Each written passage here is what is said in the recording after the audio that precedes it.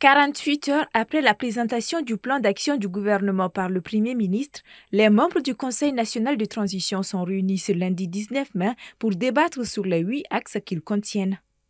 Parmi ces axes soulignés figuraient les questions liées à la sécurité, la santé, les réformes politiques, la diplomatie, mais également la tenue des élections transparentes. À l'ouverture des débats, plusieurs questions portant sur la sécurité, l'éducation ou encore le climat social ont été adressées au chef du gouvernement.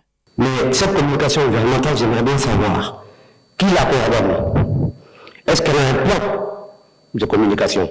Parce que à un moment, vous voyez un ministre qui fait des conférences de presse mensuelles, vous avez d'autres ministres qui, sur des textes essentiels, se contentent de points de presse. Pour ceux qui ne savent pas ce que c'est, un point de presse, c'est on vient vous dire quelque chose, vous n'avez pas le droit de poser des questions.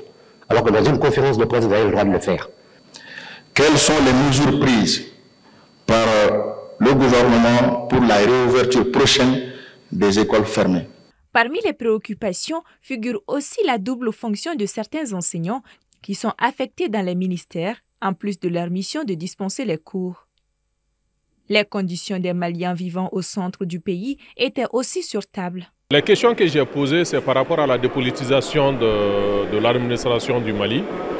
Parce qu'en réalité, les gens confondent les intérêts partisans aux intérêts publics. Quand tu regardes l'administration, les fuites de documents,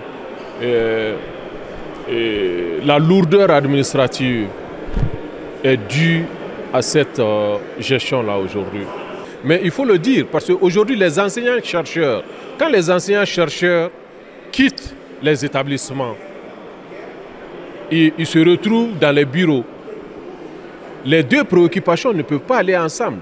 Il faut vraiment mettre tout ça à plat pour vraiment qu'on puisse aller vers une réelle refondation. Les réponses, ce n'est pas seulement les paroles seulement. J'aimerais qu'on agisse en réalité.